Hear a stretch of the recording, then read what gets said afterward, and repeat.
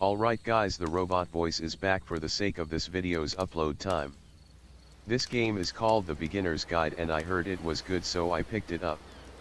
This video will be long so sit back and chill. I hope you enjoyed and if you did, subscribe.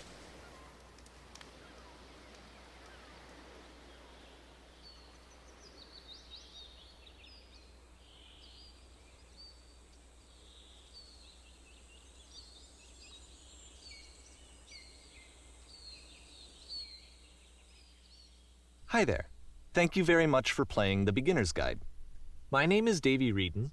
I wrote The Stanley Parable, and while that game tells a pretty absurd story, today I'm going to tell you about a series of events that happened between 2008 and 2011. We're going to look at the games made by a friend of mine named Coda.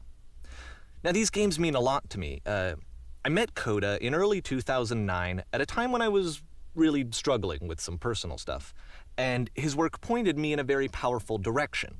I found it to be a good reference point for the kinds of creative works that I wanted to make. So just to start you off, this is, I think, the first game he ever made. It's a level for Counter-Strike. You can walk around here, by the way. And mostly it's just Coda learning the basics of building a 3D environment. But what I like is that even though he starts from the simple aesthetic of a desert town, he then scatters these colorful abstract blobs and impossible floating crates around the level. And of course, it destroys the illusion that this actually is a desert town, and instead this level becomes a kind of calling card from its creator. It's like a reminder that this video game was constructed by a real person. And it kind of makes you wonder, what was going through his head as he was building this? This is what I like about all of Coda's games. I mean, not that they're all fascinating as games, but that they are all going to give us access to their creator. I want us to see past the games themselves. I want to get to know who this human being really is. And that's exactly what we're going to do here. So, it's 2008, Coda starts making these games, and he never releases any of them. He doesn't put them onto the internet, he just makes them and then immediately abandons them and they sit on his computer forever. And I think he really understood this image of himself as a recluse. At one point, he jokingly renamed his computer's recycling bin to Important Games Folder.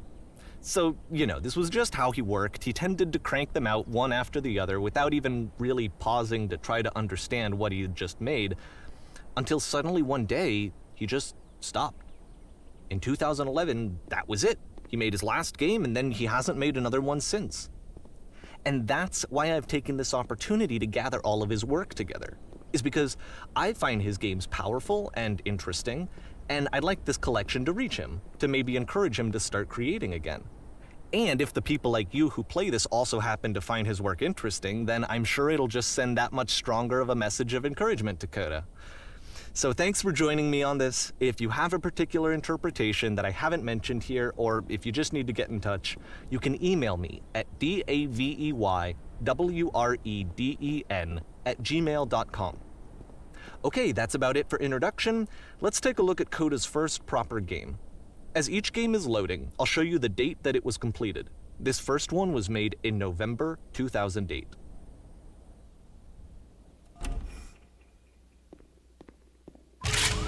Warning. Whisper machine active. Shift destruction imminent. This game is called Escape from Whisper, and it's one of the more generic games you'll see from Coda.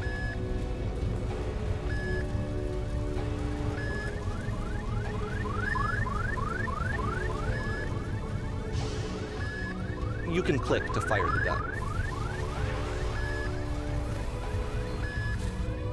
Security call breached. Hostile alien life form inbound. It kinda looks like this game was abandoned mid-development. For instance, you have this gun, which you'd think would indicate that there are supposed to be monsters or enemies somewhere, but then clearly there are no enemies anywhere. You can't even reload the gun when you run out of bullets. But ultimately we don't really know. Maybe Coda thought that actually it was complete the way that it is. And I think that we should talk about his games for what they are, rather than for what they're not. Enemy force neutralized. Begin shield evacuation. I love how you can see the bottom of the universe from this room.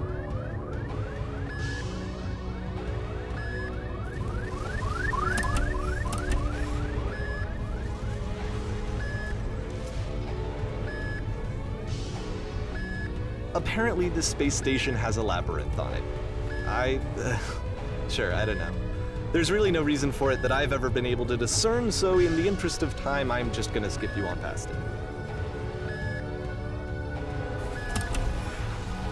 Okay, this is the part that's interesting.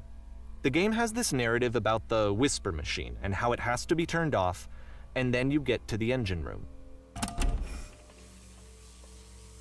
Hey, you there, in the engine room. You could save us all. That beam is powering the whisper machine. We could disrupt it by introducing a great enough heat signature. If your body could stop the beam. It's so much to ask, but for all of our lives, would you do it? Could you give yourself?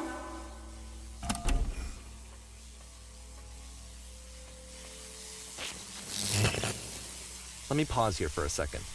What you just experienced, stepping into the beam and then dying, is probably what Coda had initially intended when he was developing this level. But when he first compiles and plays it, something goes wrong. There's a bug somewhere. And this is what happens instead.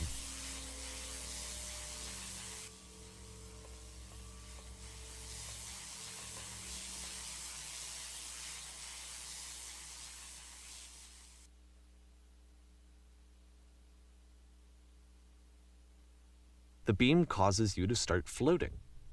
And this is an important moment for him. Because yes, this is technically a glitch, but Coda identifies something human about it, like how small it makes you feel in the face of this larger chaotic system. Or this floating could be the afterlife, a peaceful place, juxtaposed against all of the hysteria that you've just had to traverse. I don't even know. I have no idea what he was thinking, but what's clear is that after making this, something lodges itself in his brain. He wants to do more of these really weird and experimental designs. So he stops work on this and moves on to a stream of tiny little games that go in all sorts of directions. Let's go ahead and take a look at the first game he made after leaving this one behind.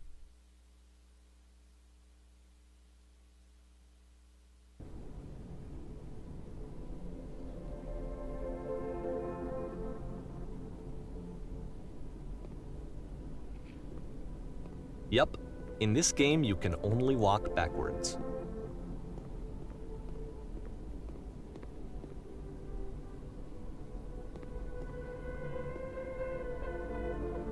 So it's a short and relatively minimalist experiment combining motion and narrative. It is less advanced than the previous game, but actually it seems to be more focused, more complete. Coda's trying to give it a unique voice rather than simply basing it on a pre-existing trope.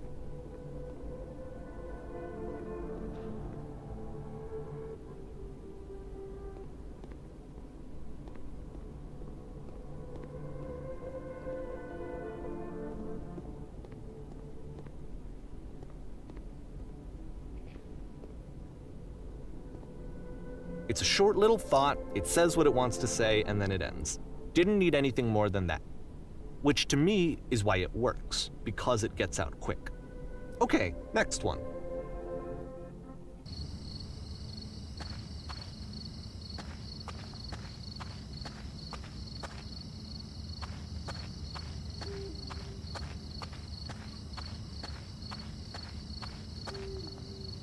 And that's it. Okay, the meaning of this game won't be clear just yet. Please be patient with me for a few more games, and I promise you'll see what makes it interesting. Oftentimes, Coda would put bizarre titles like this one at the start of his games. I wish I'd known him at the time that he was making these early games. He would really only talk to me about his work as he was making it. Once he stopped work on a game, that was it. It was dead to him. And I don't agree with that at all, but what are you gonna do?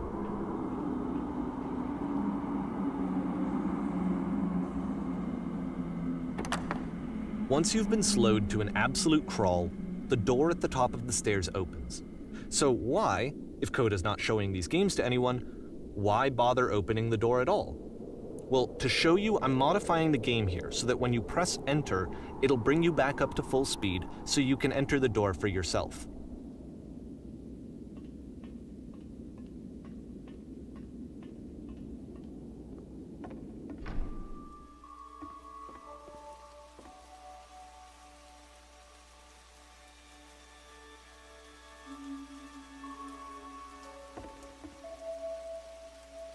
a room that's warm and nice and filled with little ideas for games.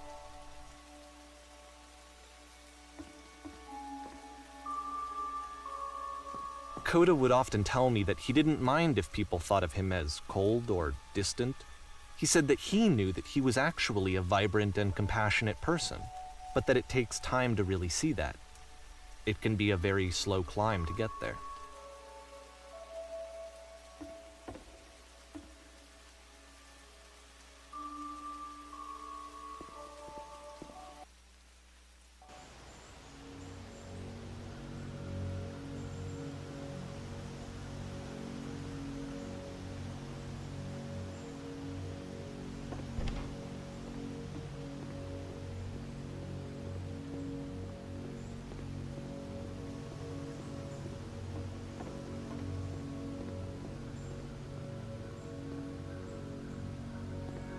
Well, this is new for Coda.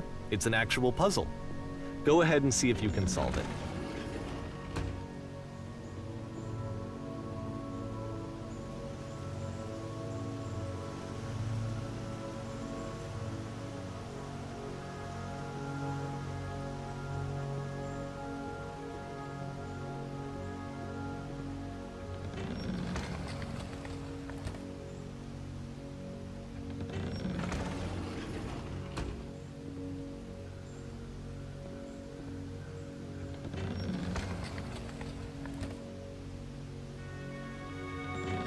Don't forget that solution, because we're going to see this puzzle again soon. We're going to see it a lot.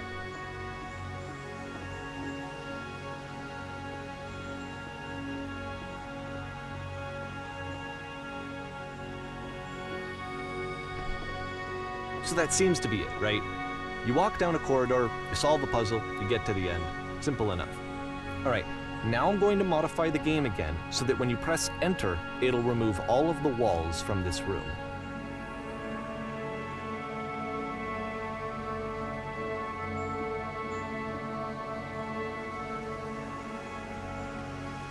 How about that?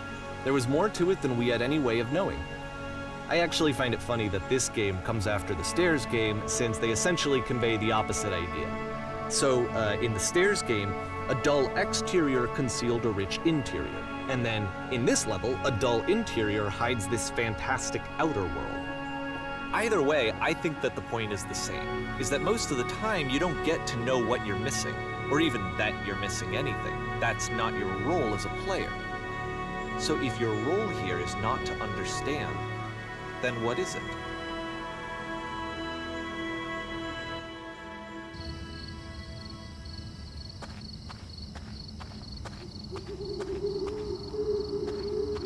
Aha! So, this, combined with the entering game from earlier, tells us that Coda believes his games are connected somehow. It could even be that the Stairs game and the puzzle game are literally connected in between this and the entering game. There's a bigger picture that all of his games are meant to play a role in, some larger meaning that we won't be able to grasp until we've seen all of them. And once we have, we can step back and start to understand what exactly that bigger picture is.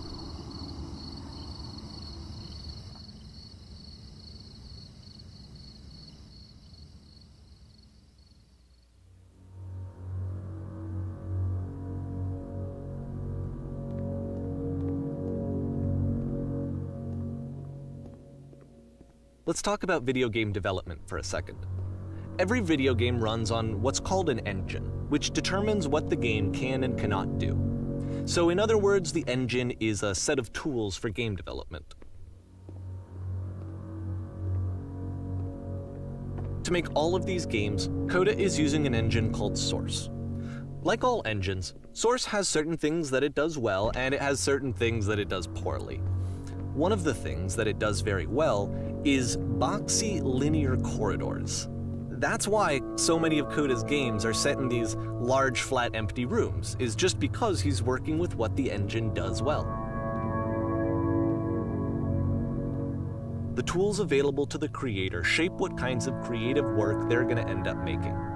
you might consider paying attention to the architecture in Coda's games, to notice how they seem to stem from an engine that's very good at producing linear, boxy corridors.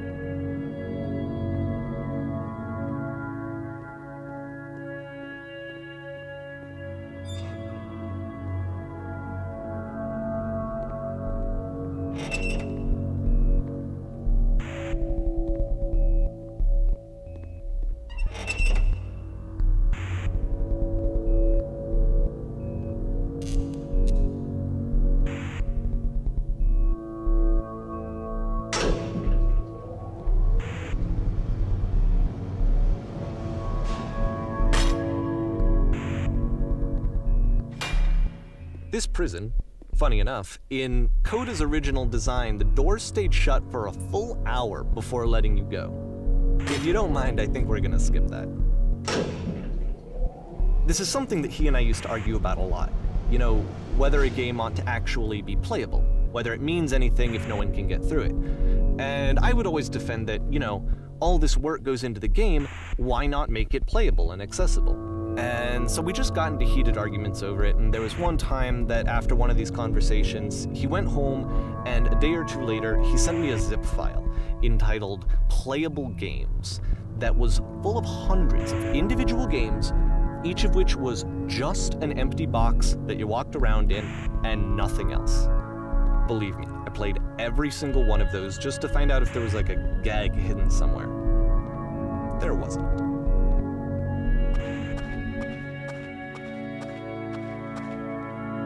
It's the puzzle again, with the exact same solution as the last time.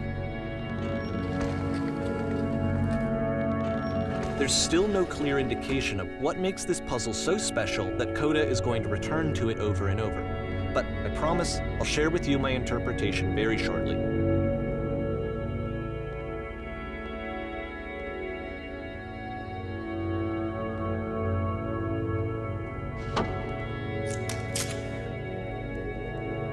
Here, Coda begins using a kind of dialogue system that he fashioned out of the engine's chat capabilities. Use the 1, 2, 3 buttons on your keyboard to respond.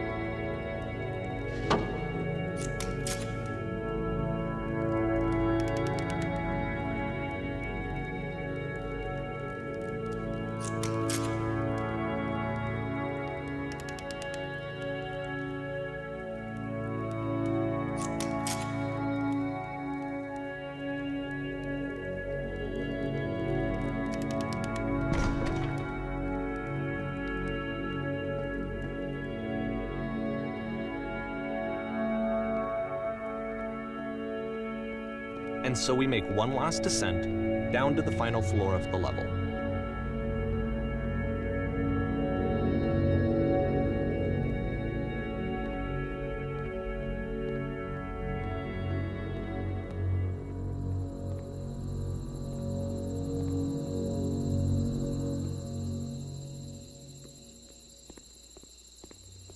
It's a lamppost.